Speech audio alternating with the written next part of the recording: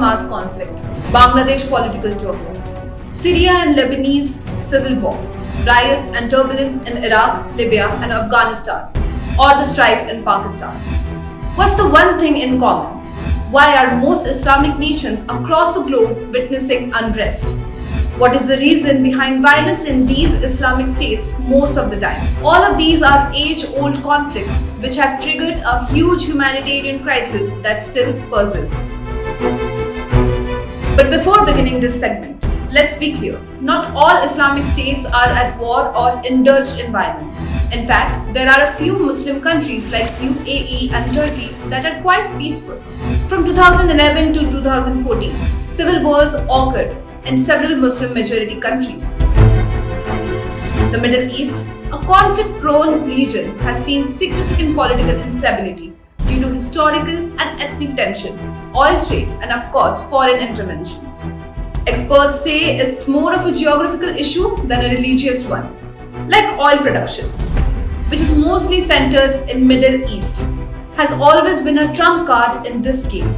The Middle East is the home to a significant share of the world's oil reserves, making it crucial for global energy security. Global powers are often accused of creating disturbances for control over these resources to maintain economic stability and for geopolitical influence. The US is often accused of expanding conflicts in the Middle East. The US military's involvement in the Middle East has only intensified regional tensions. Interventions in Iraq and Afghanistan led to prolonged instability, power vacuums, and violence. The continuous US military's presence, including bases and fleets, is seen as a foreign occupation, creating local resentment. Drone strikes and covert operations, while targeting terrorists, have also caused civilian casualties, inflaming tensions. Now let's throw some light on three of our Muslim-dominated neighbors: Pakistan, Afghanistan, and Bangladesh. Talking about Pakistan, on August 15, 1947, the provisions of East Pakistan and West Pakistan were formally established and Liaquat Ali Khan became the first Prime Minister of independent Pakistan. But after a few months, in October, Pakistan had a war with India. It was the first of 4 wars of Pakistan with India. Later, on October 16, 1951, Liaquat Khan was assassinated by an Afghan militant and Governor General Nazimuddin took over. On May 19, 1994, the US government agreed to provide military assistance to Pakistan. And in October 1958, President Iskandar Mirza abolished the constitution, broke the National Assembly, and proclaimed martial law on October 7, 1958. Since then, Pakistan not only obtained help from USA but also got military assistance, making Pakistan among the top recipients of US aid. Moreover, China and Pakistan have enjoyed a close and mutually beneficial relationship.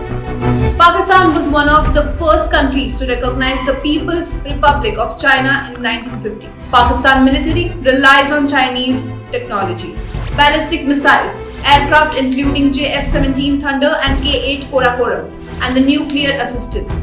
But these foreign interventions, radical mindset, and hatred against India have only backfired. Now Pakistan is facing its most severe economic crisis in half a century, with inflation skyrocketing to 38%, the highest in South Asia.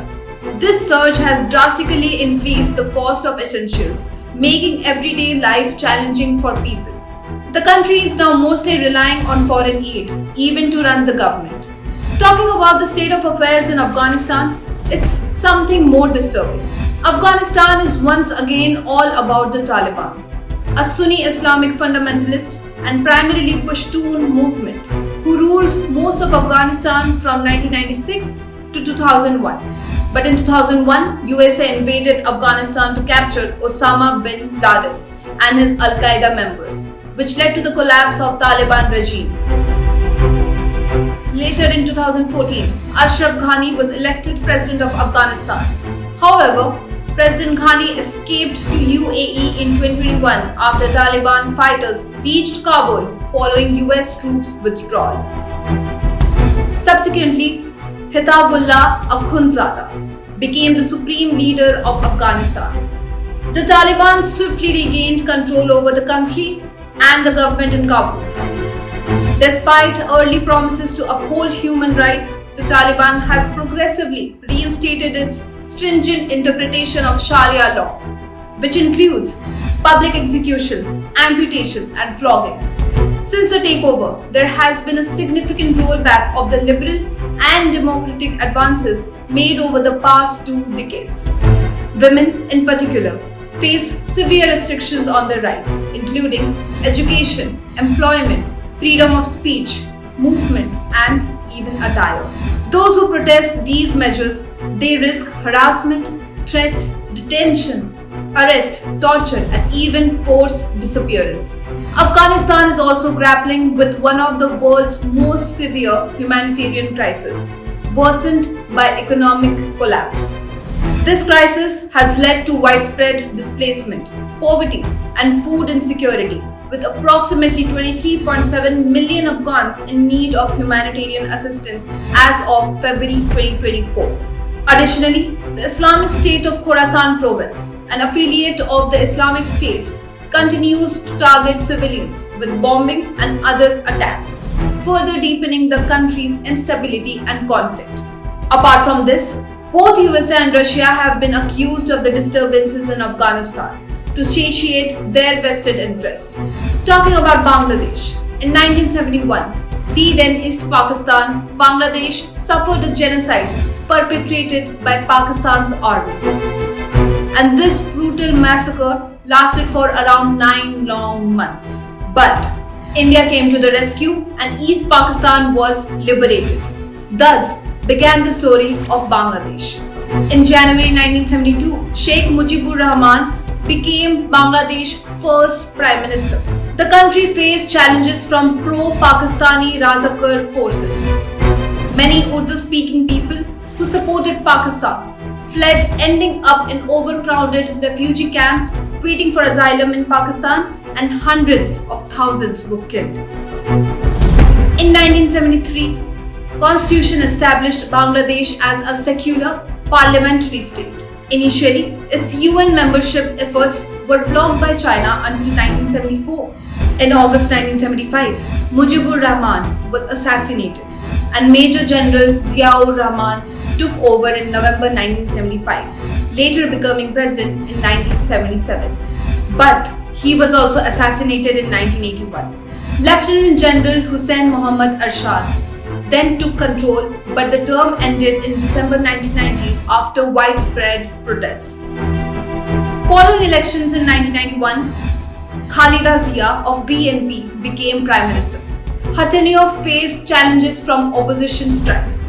She resigned in 1996 amid election boycotts, leading to Sheikh Hasina, the daughter of the first PM of Bangladesh, coming to power. Hasina's term was marked by frequent opposition boycotts. Despite progress in relationship with India, economic improvements and peace agreements, political tensions persisted. In 2001, Sheikh Hasina lost the elections and conflict between the BNP and Awami League continued. In 2009, Sheikh Hasina got her seat back as the Prime Minister. Until August 5, 2024, she served as the head of the state. Since May 2024, Bangladesh witnessed extensive protests. Protests that saw extreme hatred towards Awami Party, and the root cause was quota system.